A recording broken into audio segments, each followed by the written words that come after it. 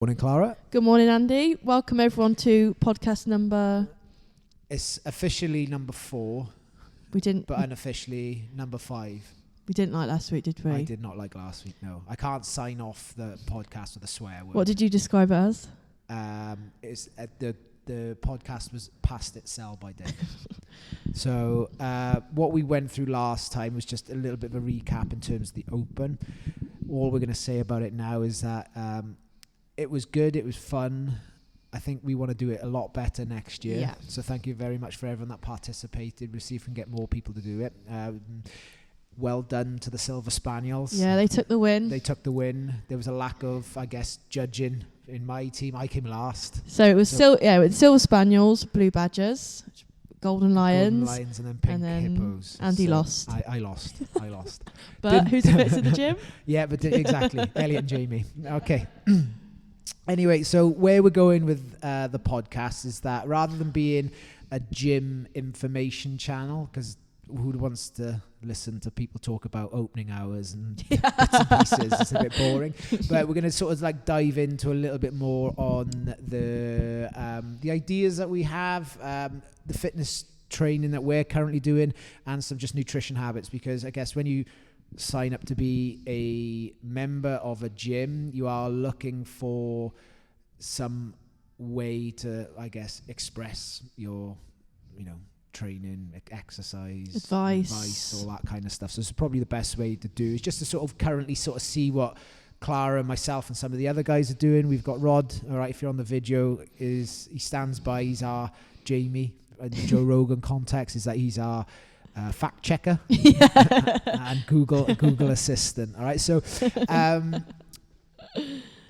what we wanted to speak about, and it was just a conversation that me and Clara had yesterday, and it's always going to be in terms of the same vein, I guess, but it's our nutrition principles at the moment, and the reason being is that I'm doing something relatively stupid. Once again, that's not stupid. 0 to 100. I mean, considering that there's probably around about 1 billion people in the world that do it, it's not that strange, but it might be strange in terms of a training concept, etc.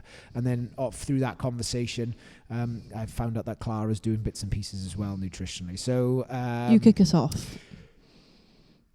So this month it is Ramadan. It, for those of you that don't know what Ramadan is, it's an Islamic holiday celebration time of year. I don't know what to actually describe it, but what they do is that they have various things which they have to do after the hours of sunrise and sunset. Right? It's more known for its nutrition.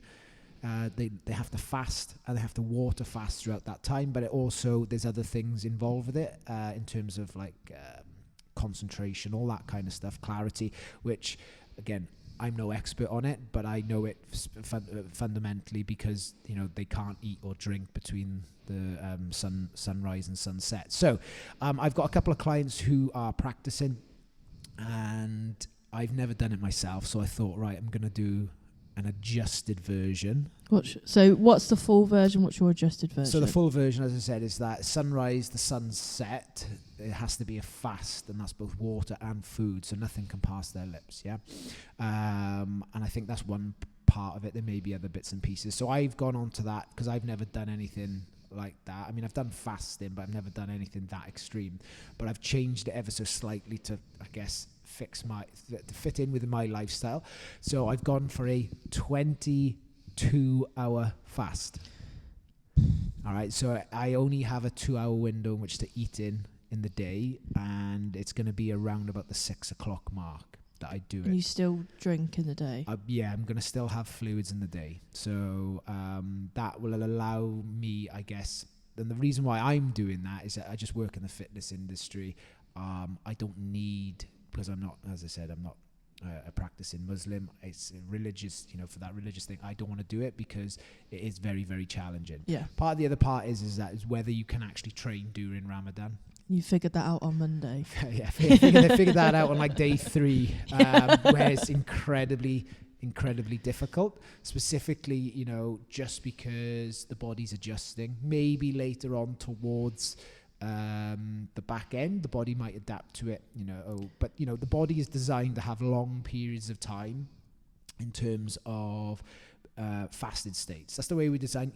Obviously there's other nutritionists out there that say, well, it's nothing wrong with eating breakfast and all that. No, there's not. But I'm just saying, in terms of the way in which the body has adapted over the last 250,000 years, we've gone from states of where we have to go out and actually get our food on a daily basis, and you might not have any food left. And then in terms of my thought process on that side is that, let's say, let's go back 250,000 years, all right? And we've got Dragon Athletic Camp, okay? Or our tribe, there we are. It's our tribe, Dragon Athletic, right? So me and Rod, being the alphas in the group, we decided so I'll be there as well, don't you worry. No, you go fruit picking. You go fruit picking. Oh. Yeah, fruit picking. Meat. Yeah, you've got to remember, this is 250,000 years ago. Political correctness hasn't come quite round here, right? But you guys and the whole team, we work as a big team, yeah? So, again, there's no information that suggests this actually happened, so it's all theory and hypothesis. So imagine we all just went out as one big fam, okay? And we went hunting and gathering. Okay, super simple. So you can't, because it was before modern agriculture and all this kind of stuff, and I'm probably losing people here now.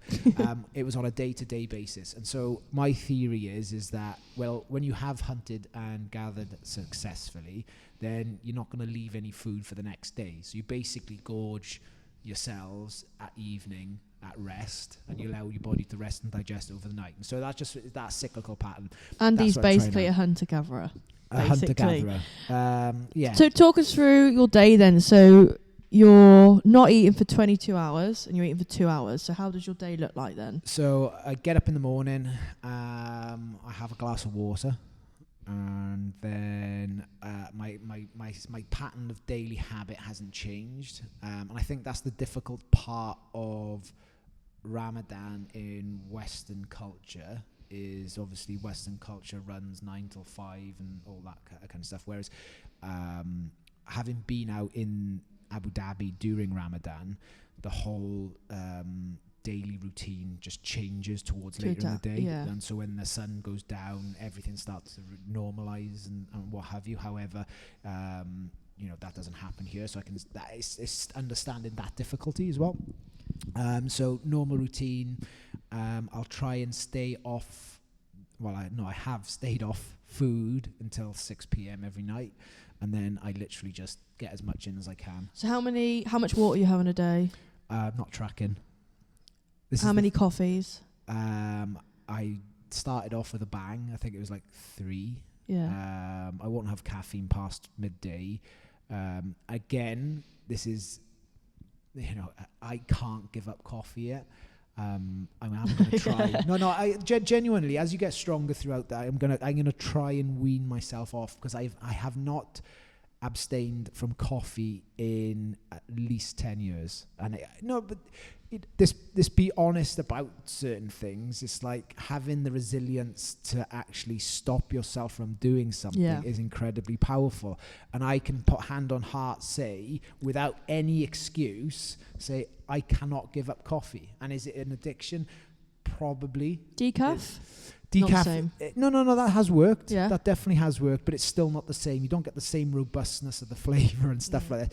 But what I'm saying is that I'm not making the excuses of, why would I want to relinquish one of life's pleasures? Well, because having the capacity to say no to something is incredibly powerful. I think as well we rely on coffee. Well, I know I do. If I'm rely on coffee quite a lot. So if I'm tired, but it'd be good to see how your body responds and how actually the quality of your lifestyle habits is if you take coffee away. Yeah, I don't think it's going to be, because my sleep is pretty. I've tried to maximize my sleep as much as I can. It's something to look forward to. But now, because I've stopped myself from eating in the mornings, I actually have something else to look forward to now. Andy skipped home last night. I literally, I finished the class and just a warning, if anyone comes to the gym about 4 till 6 at night and Andy's a bit on edge or a bit grumpy, it's because he's ready. Probably because he's hungry. I'm ready to eat. So don't take it personally. So it's hangry. It's day 6 now. Yesterday was easy. I say that's I should rephrase that. Was easier. Why is that? It's a hard workout yesterday as well. So yeah, it was hard work. It was a hard workout. Yeah, no, I mean performance wise, I noticed the difference